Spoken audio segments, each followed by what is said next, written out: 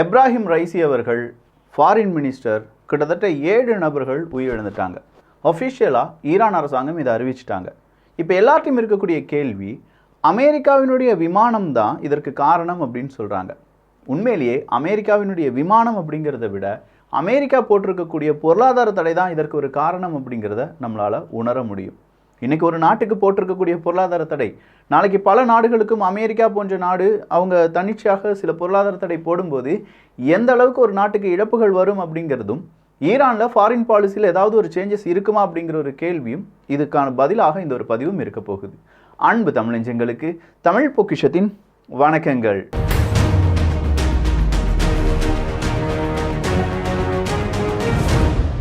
Foreign policy அப்படிங்கிறது ஒரு நாட்டுக்கு ரொம்பவே முக்கியம். ஒரு நாடு இப்போ இருக்கக்கூடிய தற்கால உலகத்தில் தன்னந்தனியாக நிற்கவே முடியாது.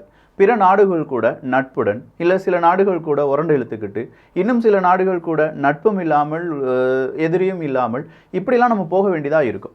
அப்போ இது எல்லாத்தையுமே தீர்மானிப்பது யார் அப்படின்னு பார்த்தீங்கன்னா அந்த நாட்டினுடைய ஃபாரின் பாலிசி தான், வெளியுறவு கொள்கை அப்படின்னு சொல்லுவோம் பார்த்தீங்களா. இப்போ நம்ம நாட்டுக்கு எப்படி வாத்தி ஜெய்சங்கர் அவர்கள் இருக்காங்களோ அதே மாதிரி தான் அந்த பக்கமாக ஈரானுக்கும் இருப்பாங்க, இன்னொரு பக்கமாக இஸ்ரேலுக்கும் இருப்பாங்க, எல்லா நாட்டுக்குமே இருப்பாங்க.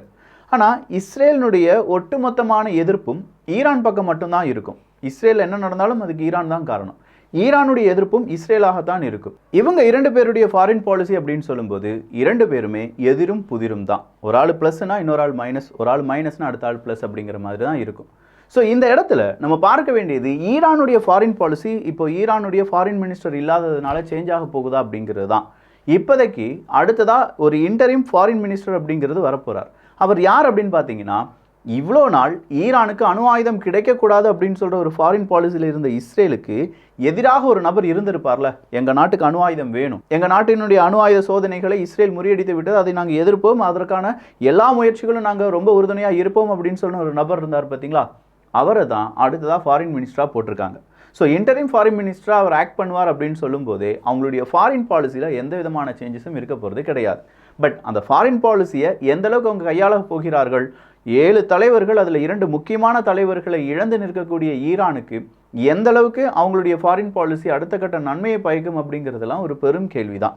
அல் ஜசீரா போன்ற ஊடகத்தில் வந்திருக்கக்கூடிய இன்னொரு செய்தி, முக்கியமான செய்தி என்ன அப்படின்னு பார்த்தீங்கன்னா, அமெரிக்காவினுடைய பொருளாதார தடை தான் ஈரானுடைய மிகப்பெரிய இழப்புக்கு காரணம் அப்படின்னு சொல்கிறாங்க. கொஞ்சம் ஆழமாக பார்த்தா தான் இது அமெரிக்கா ஈரான் அப்படிங்கிறதோடு நிற்காது, இன்னும் பல நாடுகளை இது பாதிக்கலாம். உண்மையிலேயே சொல்லப்போனால் நாளைக்கு இதே பிரச்சனை இந்தியாவுக்கும் வந்துருச்சுன்னா என்ன ஆகும் அப்படிங்கிற கேள்வி எல்லாமே நம்ம முன்னாடி கேட்க வைத்த ஒரு பதிவாக அதை நம்ம பார்க்கலாம். இப்போ அமெரிக்கா ஈரானுக்கு எவ்வளோ வருடங்களுக்கு முன்னாடி பொருளாதார தடை போட்டிருப்பாங்கன்னு சொல்லி நீங்கள் யோசிக்கிறீங்க? ஒரு 5 வருஷத்துக்கு முன்னாடி, ஒரு 10 வருஷத்துக்கு முன்னாடி? கிடையாது. 20-30 கிடையாது, 45 வருஷத்துக்கு முன்னாடி அவங்க ஒரு பொருளாதார தடையை போடுறாங்க. அப்போ இருந்து ஸ்டார்ட் ஆகுது முதல் பொருளாதார தடை. இந்த பொருளாதார தடை அப்படிங்கிறது 45 வருஷத்துக்கு முன்னாடி போடப்பட்ட தடை அப்படிங்கிறத மறுபடியும் பல இடங்களில் பல வியூகங்களின் அடிப்படையில் பல லேயராக அமெரிக்கா என்ன செய்கிறாங்கன்னா ஈரான் மீது பொருளாதார தடையாக விதிக்கிறாங்க. அதில் ஒரு தடை தான் விமானங்கள் அப்படிங்கிறது. ஒரு விமானம் இருக்குது, அந்த விமானத்தில் அமெரிக்காவினுடைய தயாரிப்பு உதிரி பாகங்கள் 10% மேலே இருக்குது அப்படின்னா அதை கண்டிப்பாக ஈரானுக்கு யாரும் கொடுக்கக்கூடாது. அப்படி தப்பித்தவறி யாராவது ஈரானுக்கு கொடுப்பதாக இருந்தது என்றால் ஈரான் கூட சேர்ந்து அமெரிக்கா எந்த நாடு ஈரானுக்கு அந்த விமானத்தை கொடுத்ததோ அந்த நாட்டின் மீதும் பொருளாதார தடையை போடுவாங்க. அப்போ என்ன நடக்கும் அப்படின்னு கேட்டிங்கன்னா, அமெரிக்கா இல்லாமல் வேறொரு நாடு ஈரானுக்கு இந்த மாதிரியான ஹெலிகாப்டர் இல்லாட்டி விமானங்கள், ஃபைட்டர் ஜெட் எதையுமே விற்க முடியாத ஒரு நிலைமையில் வந்து நிற்கிறது. இந்த பொருளாதார தடையை இன்னும் கொஞ்சம் நல்லா புரிந்து கொள்ள வேண்டும் என்றால், கொஞ்சம் வருடங்களுக்கு முன்னாடி, ஒரு 45 வருஷத்துக்கு முன்னாடி அமெரிக்கா என்ன செய்கிறாங்க, ஈரானுக்கு தேவையான ஹெலிகாப்டர்ஸ் எல்லாமே கொடுத்து உதவுறாங்க. அப்படியே வருது, காலங்கள் செல்ல செல்ல அமெரிக்காவுக்கு எதிராக ஈரான் இருக்காங்க, இல்லை ஈரானுக்கு எதிராக அமெரிக்கா இருக்காங்க. 2 பேருடைய கொள்கையும் சரியில்லை, முட்டிக்குது. அப்படி முட்டிக்கிட்டதுனால 45 வருஷத்துக்கு முன்னாடி இந்த பொருளாதார தடையை போடுறாங்க. இந்த பொருளாதார தடை போடும்போது ஈரான்கிட்ட கொஞ்சம் ஹெலிகாப்டர்ஸ், அதாவது அந்த வருஷத்துக்கு ஒரு 45 வருஷத்துக்கு முன்னாடி இருக்கக்கூடிய ஹெலிகாப்டர்ஸ், அந்த டெக்னாலஜி இது எல்லாமே அப்படியே இருக்குது. அப்போ இந்த ஹெலிகாப்டர்ஸை தான் இவங்க என்ன செஞ்சாகணும், ஈரான் பயன்படுத்தி ஆக வேண்டும். அதே மாதிரி 10% அமெரிக்காவினுடைய உற்பத்தியை விட கூடுதலாக இருந்துச்சுன்னா அந்த விமானத்தை அங்கே விற்கக்கூடாதுன்னு சொல்கிறோம்ல. ஈவன் ரஷ்யாவில் கூட ரஷ்யாவினுடைய விமானத்தை உடனடியாக யாருக்கு கொடுக்க முடியாது, ஈரானுக்கு கொடுக்க முடியாது. காரணம் என்னன்னு கேட்டால் அதுக்குள்ளேயும் அமெரிக்கா, ஐரோப்பா இல்லாட்டி அமெரிக்கா சார்பு இருக்கக்கூடிய நாடுகளுடைய உதிரி பாகங்கள் 10% மேலே இருக்கும். நல்லா எடுத்து பார்த்தீங்கன்னா மேற்குலக நாடுகளுடைய உதிரி பாகங்கள் தான் கூடுதலாக ரஷ்யாவினுடைய விமானத்திலும் இருக்கும். அப்போ அதே மாதிரியான பொருளாதார தடை யாருக்கு கிடைக்கும்? ரஷ்யாவுக்கும் இல்லாட்டி ரஷ்யாவுக்கு அந்த உதிரி பாகங்களை கொடுத்த சில நாடுகளுக்கும் அப்படின்னு சொல்லி ஏவியேஷன் டிபார்ட்மெண்ட்டையே அமெரிக்கா என்ன செஞ்சிருந்தாங்கன்னா முடக்கி போட்டிருந்தாங்க. அப்போ 45 வருஷத்துக்கு முன்னாடி கொடுத்த இதே மாதிரியான ஹெலிகாப்டர் மட்டும்தான் யார்கிட்ட இருக்குது? ஈரான்கிட்ட இருக்குது. இப்போ நீங்கள் ஈரான்கிட்ட என்ன விமானமே இல்லையா விக்கி அப்படின்னு கேட்டால் இருக்குது. 300 விமானங்கள் இருக்குது, பயணிகள் விமானம். அந்த பயணிகள் விமானத்தில் 160 மட்டும்தான் பறந்துட்டு இருக்கு அப்படின்னு சொல்கிறாங்க.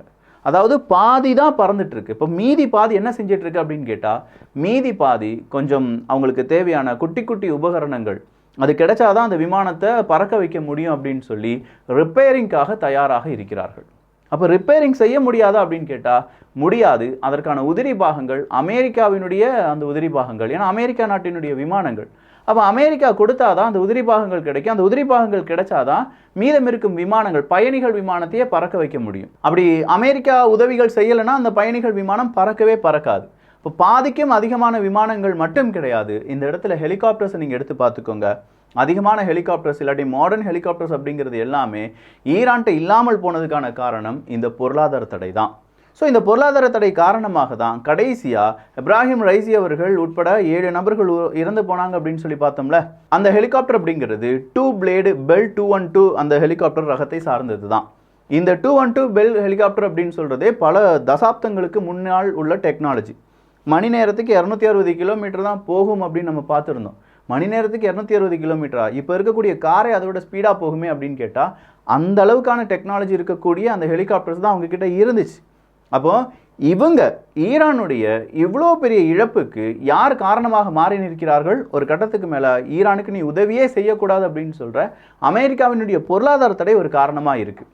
சரி, அப்போ இந்த பொருளாதார தடையை விலக்குவதற்கு ஈரான் எந்த முயற்சிகளையும் எடுத்துக்கொள்ளவில்லையா அப்படிங்கிற ஒரு கேள்வி நமக்குள்ளே வரலாம். எஸ், எல்லா மனிதர்களுக்கும் அந்த கேள்வி வந்திருக்கணும்ல. குறிப்பாக டிபி ட்ரூப்ஸுக்கு வந்திருக்கும். Joint comprehensive plan of action, JCPOA அப்படிங்கிற அந்த ஒரு பிளானை பற்றி நம்ம எல்லாருக்கும் தெரியும்ல. சில நாடுகள் எல்லாரும் சேர்ந்து அணு ஆயுத ஒப்பந்தம், அமெரிக்கா ஈரான் அணு ஆயுத ஒப்பந்தம் இன்னைக்கும் அது இழுபறியில் இருக்குது அப்படிங்கிறத தமிழ் விதை பார்க்கக்கூடிய ஒவ்வொரு டிபி ட்ரூப்ஸுக்கும் தெரியும். அந்த அணு ஆயுத ஒப்பந்தம் ரெடி ஆகுது. எங்களுடைய அணு ஆயுதத்தை நாங்கள் உருவாக்குவதை நிறுத்தி வைத்துக் கொள்கிறோம். அமெரிக்காட்ட அவங்க சரண்டர் ஆகிறாங்க. ஆமாம், நாங்கள் அணு ஆயுதத்தை டிசைன் பண்ணிகிட்ருக்கோம், என்ரிச்ட் யுரேனியம் அப்படிங்கிறது எங்களுக்கு வந்துட்டுருக்கு, போதுமான அளவுக்கு எங்ககிட்ட இருக்குது டெக்னாலஜி, நீங்கள் சொல்கிறதுனால நாங்கள் இதை கொஞ்சம் நாளைக்கு நிப்பாட்டுறோம். அதுக்கு பதிலாக நீங்கள் என்ன செய்யணும் அப்படின்னு சொல்லி ஈரான் கேட்டாங்க தெரியுமா? இந்த ஏவியேஷன் டிபார்ட்மெண்ட்டில் நீங்கள் போட்டிருக்கக்கூடிய பொருளாதார தடையை தளர்த்த வேண்டும் அப்படின்னு சொல்கிறதான் முதல் கோரிக்கையாக வச்சுருந்தாங்க. அப்போ ஏவியேஷன் டிபார்ட்மெண்ட்டில் பெரிய அளவு பிரச்சனை இருக்குது அப்படிங்கிறது ஈரானுக்கும் தெரியும். அதே நேரத்தில் அங்கே இருக்கக்கூடிய குட்டி குட்டி விமானங்களை இயக்கக்கூடிய நிறுவனங்கள் இருக்கும்ல, அடிக்கடி ஃப்ளைட் ஃபேர் அப்படிங்கிறத இன்க்ரீஸ் பண்ணிக்கிட்டே இருப்பாங்களாம். காரணம் என்ன? ஒரு ஃப்ளைட் அப்படிங்கிறது திடீர்னு கோளாறு ஆயிடுச்சுன்னா அதை சரிப்படுத்துவதற்கான உதிரி பாகங்கள் இருக்காது. இந்த ஃப்ளைட்டை இன்னொரு நாட்டில் கொண்டு போய் சரி பண்ணிவிட்டு இங்கே கொண்டு வந்துடலாம் அப்படின்னு பார்த்தா அதற்கும் பொருளாதார தடையை போட்டு வச்சுருக்காங்க. 45 வருடங்களாக பொருளாதார தடை இருக்கக்கூடிய ஒரு நாட்டுக்கு எவ்வளோ பிரச்சனைகள் இருக்கும் அப்படிங்கிறத நீங்களே கொஞ்சம் யோசிச்சுக்கோங்க. அப்போ இந்த அளவுக்கு பொருளாதார தடை இருக்கிறதுனால ஃப்ளைட் ஃபேர் இன்க்ரீஸ் ஆகும், நிறைய நிறுவனங்கள் திவாலாகி போகும். ஈவன் ஈரானுடைய எக்கனாமியே இதனால் பெரும் பிரச்சனைக்கு உட்பட்டது என்பதும் குறிப்பிடத்தக்கது. அப்போ இதெல்லாம் தாண்டி தான் ஈரானில் ட்ரோன் உற்பத்தியாக இருக்கட்டும், மிசைல் உற்பத்தியாக இருக்கட்டும், இதெல்லாம் நடந்துட்டு இருக்கு அப்படிங்கிறதையும் நம்ம புரிந்து கொள்ள வேண்டும். இதுதான் சொல்கிறோம். ரஷ்யாவுக்கு ஈரான் பெரிய அளவில் ட்ரோனை கொடுக்குறாங்க, ஜாகித் 136 அப்படிங்கிற ட்ரோனை கொடுக்குறாங்க, இல்லாட்டி மிசைல்ஸ் கொடுக்குறாங்க அப்படின்னு சொல்லி அமெரிக்காவினுடைய நட்பு நாடுகள், உக்ரைன், இவங்க எல்லாம் சொல்லும்போது நாம் ஈரானை பெருசாக பேசினதுக்கான காரணமே இதுதான்.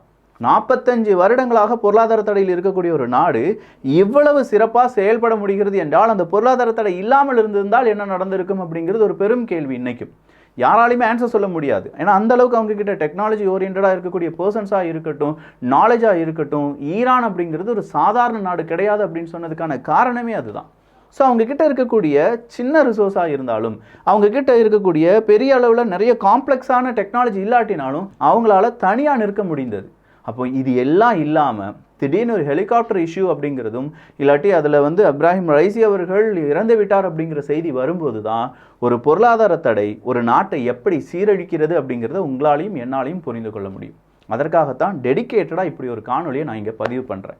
இந்த காணொலி பார்க்கக்கூடிய ஒவ்வொரு நபர்களும் கேட்க வேண்டிய கேள்வி என்னென்னா, ஒரு ஊர் இருக்குங்க, அந்த ஊரில் உங்களை மட்டும் ஒதுக்கி வைக்கிறாங்க அப்படின்னு சொல்லும்போது, உங்கள் வீடு கட்டக்கூடாது, வீடு கட்டுறதா இருந்தால் திடீர்னு ஒரு டேப் உடஞ்சிருச்சுன்னா உங்களுக்கு அந்த டேப்பை மாற்றுறதுக்கான புது டேப்பை யாரும் கொடுக்கக்கூடாது, எந்த கடைக்காரர்களும் கொடுக்க மாட்டார்கள் அப்படின்னு சொல்கிற சுச்சுவேஷனில் நீங்கள் இருக்கீங்கன்னா, நம்ம வீட்டில் ஏற்படக்கூடிய ஒவ்வொரு கோளாறுக்கும் எவ்வளவு நேரம் நம்ம ஸ்பெண்ட் பண்ண வேண்டியதாக இருக்கும், எவ்வளவு தொகை வீணாக இன்னும் 10 ஊர் தாண்டி தான் நம்ம அதை போய் வாங்கிட்டு வர வேண்டியதாக இருக்கும் அப்படின்னா, அப்படி நம்ம வீடு தனிமைப்படுத்தப்பட்டு இருக்கும் நிலைமை தான் ஈரான் தனிமைப்படுத்தப்பட்டிருந்த ஒரு நிலைமை. இந்த நிலைமையிலிருந்து ஈரானை கொஞ்சம் கொஞ்சமாக முன்னேற்றி அந்த பக்கமாக எல்லா எதிரிகளும் இருந்தாலும் நாங்களும் வருவோம்ப்பா, எல்லாருக்கும் நண்பர்கள் கிடையாது, ஒரு கட்டத்துக்கு மேலே எதிரி, இன்னொரு கட்டத்தில் நண்பர்கள் அப்படின்னு சொல்கிற எல்லா பிரச்சனைகளுக்கு மத்தியிலும் ஈரான் மீண்டும் உயர்ந்து வருமா? பல கேள்விகளுடன் ஈரானுடைய எதிர்காலம் இருக்கிறது. ஸோ தெளிவாக புரிஞ்சிருக்கு அப்படின்னு நம்புகிறேன். இதை விட தெளிவாக இன்னும் நிறைய விஷயங்கள் சொல்ல நான் கடமைப்பட்டிருக்கிறேன். கண்டிப்பாக அதை நம்ம விவாதம் பண்ணுவோம். இந்த காணொளி நல்லா இருந்துச்சுன்னா நல்லா இருந்துச்சு, ரொம்ப சூப்பராக இருந்துச்சு விக்கி, இதெல்லாம் தெரியாது, யங்கர் ஜென்ரேஷன் இதெல்லாம் தெரிந்து கொள்ள வேண்டும். அப்போனா தான் ஒரு நாட்டுக்கு எதிராக இன்னொரு நாடு பொருளாதார தடை போடும்போது தன்னிச்சையாக ஒரு முடிவு எடுக்கும்போது அதை எதிர்க்க வேண்டும் அப்படிங்கிற பண்பு இப்போதிருந்தே நம்முடைய குழந்தைகளுக்கு வரும் அப்படின்னு சொல்லி யார் நினைத்தாலும் சரி, உங்களுடைய கருத்துக்கள் இங்கே வரவேற்கப்படுகின்றன. கிட்ஸ் பெஸ்டியில் நாலேஜ் பேஸ்டான நிறைய உடன் டாய் எஜுகேஷன் பசில்ஸ் அப்படிங்கிறது இருக்குது. உங்களுடைய குழந்தைகளுக்கு ஒரு பர்த்டே வருது, ரிட்டர்ன் கிஃப்டாக கொடுக்கணும்னா 35 ரூபாயிலேருந்து உடன் ஒரு கிஃப்ட் ஐட்டத்தை உங்களால் கொடுக்க முடியும். kidsbestie.com போய் பாருங்கள். நல்லதை பகிர்ந்து நல்ல சமுதாயத்தை உருவாக்குவோம். நன்றி, வணக்கம்.